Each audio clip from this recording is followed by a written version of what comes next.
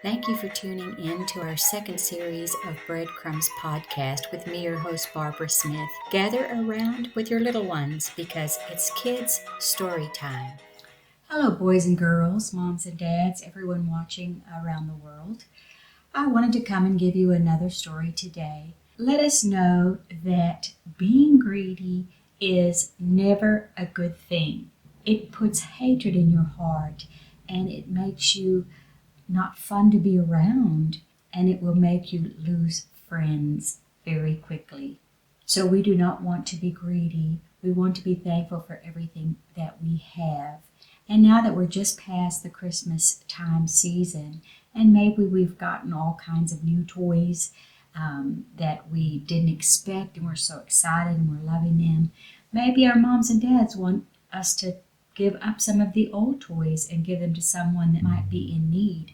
We don't want to be greedy and hang on to everything so tightly. I want to tell you a story about Kasim and Ali Baba, two brothers, and 40 thieves. Do you know what a thief is? A thief is a robber, someone that takes stuff that is not theirs. They steal.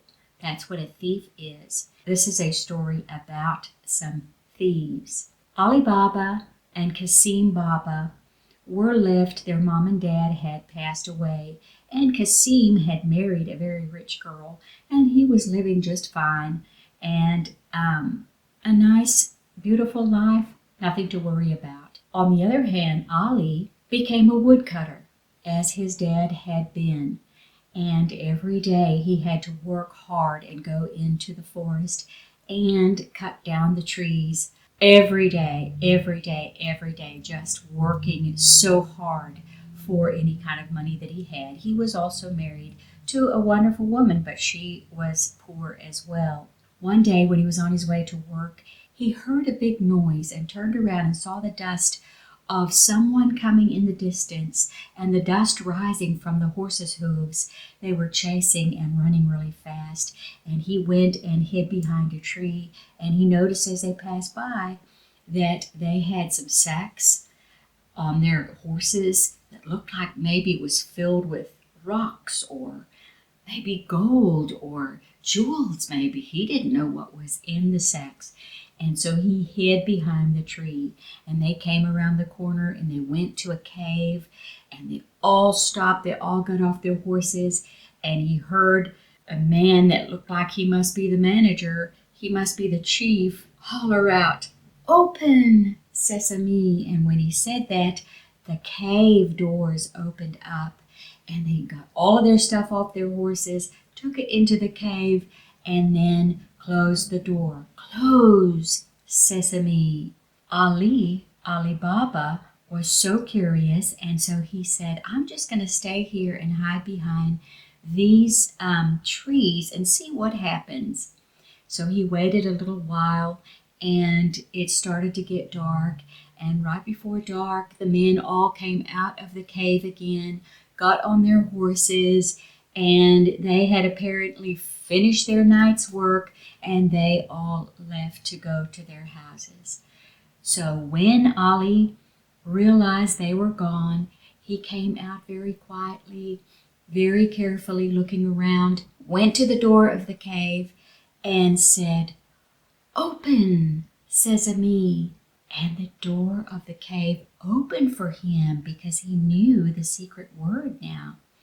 And when the door opened, wow, it shone so brightly. All of the jewels and all of the gold and all of the silver. The cave was filled with beautiful things.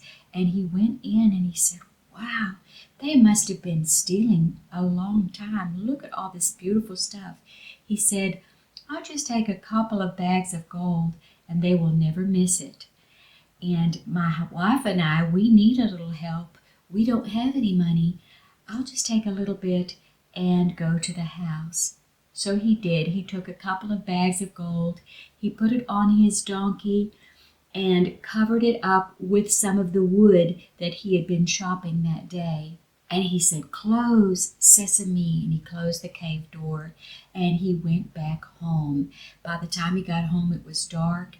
And he told his wife, he said, we need to weigh this gold. He told her what had happened, that he found the cave and he found gold. And she said, why do we need to weigh the gold? He said, well, we want to know how much we got, but we don't have a scale. And she says, I don't think we need to weigh it. He said, we're going to weigh it. He said, go to our sister-in-law's house, ask her if we can borrow a scale. She went to Kasim's house and asked the wife, could we borrow your scale? We need to make bread and we've lost our scale. So she said, sure, you can borrow my scale. And she went and she took it home and they weighed all of the gold that they had.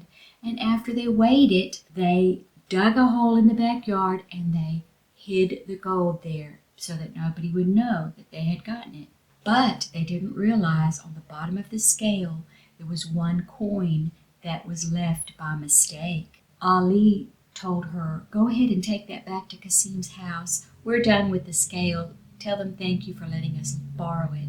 She took it back and she came home and they went to bed. Well, at Kasim's house, his wife noticed there's something down in the scale. I wonder what it is. I wonder what they've left in there.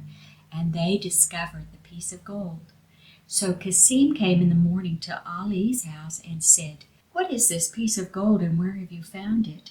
Ali was so upset with himself that they had left that piece of gold in there, but he knew that he had to tell his brother Kasim what was going on, and he told him about the cave. And he told him that the way to open up the cave is just to say, open sesame. Well, Kasim didn't need any money, and his wife was rich, but they were greedy. So Kasim said, well, I'm going to do the same thing. I'm going to go and get me some gold. So he went the next day to the cave, hid behind the bushes, and when the thieves left, he went and opened the cave. Open, sesame!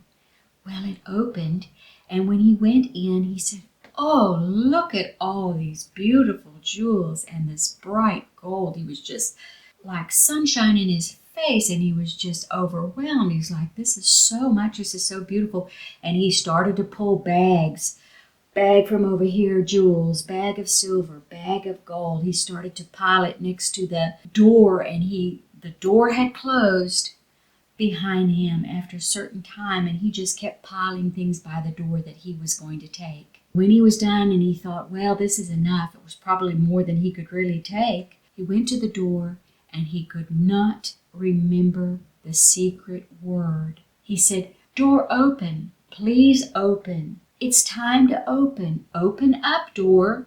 He kept trying to use words and phrases that he thought might open the door, but it was not the right secret words. He was stuck in the cave. He knew he was in trouble. He went and tried to hide beside some of the gold, behind the jewels, and tried to find safety. He thought, well, when the thieves come back and they open up the door, I can sneak out.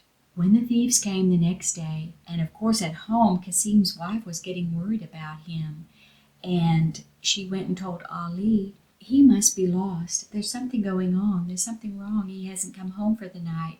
And Ali said, let's wait until the morning and we will go find him.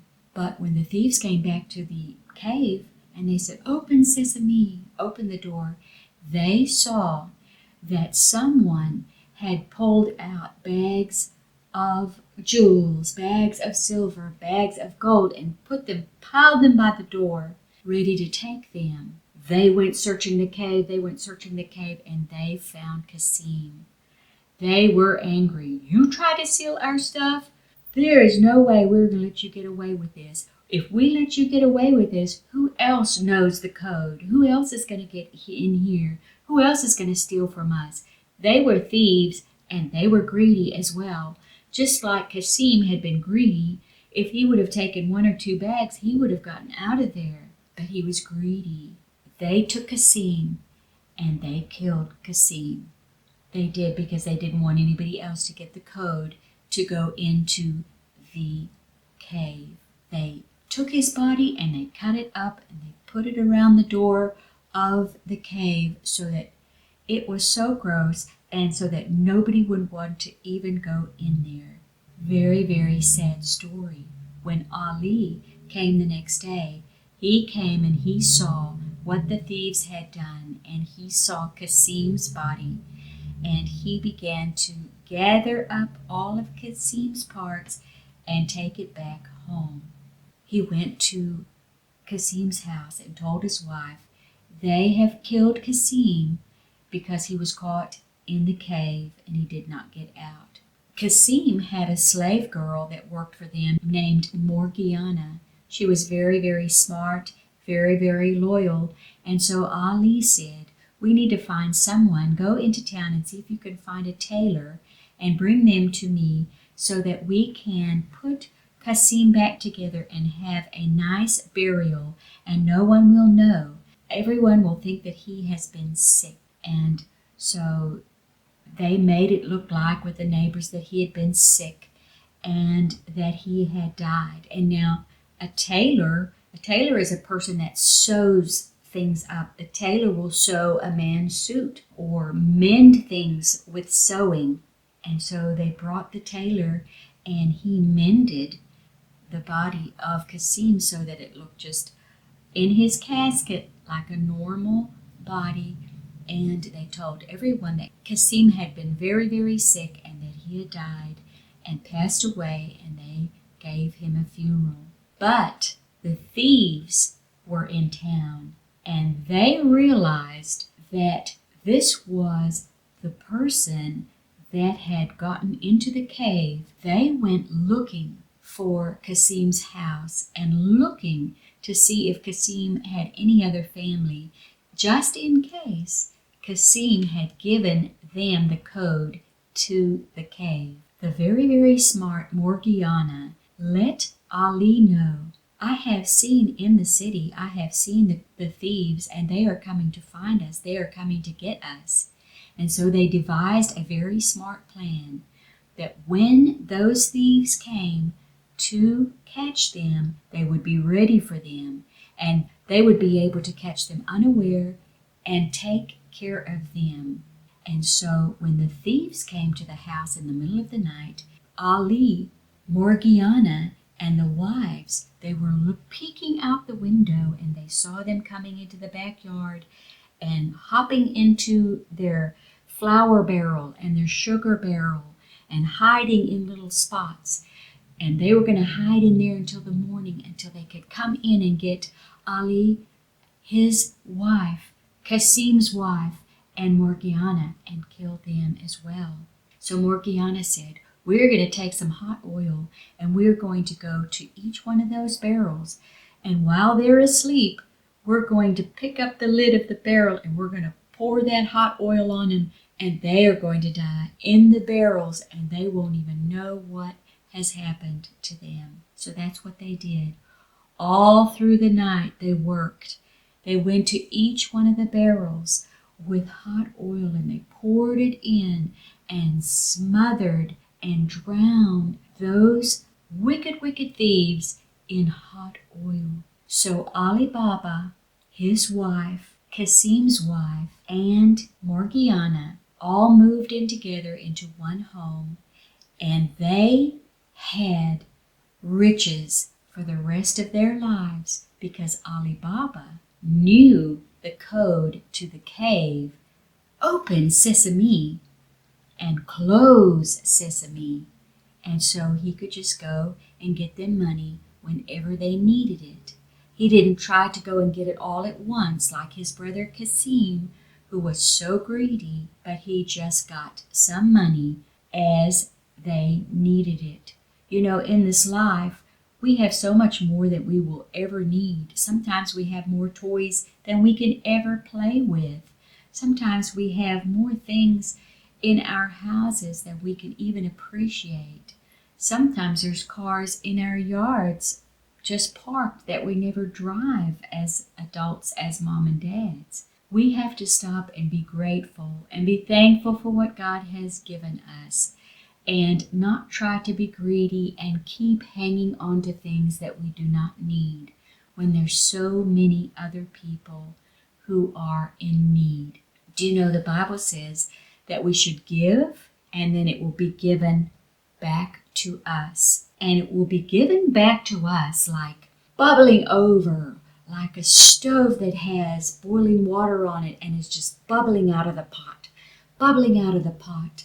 When we give to others, God will give to us, just so it'll just be like bubbling. So many blessings, more than we could even imagine, because we give and we're not greedy.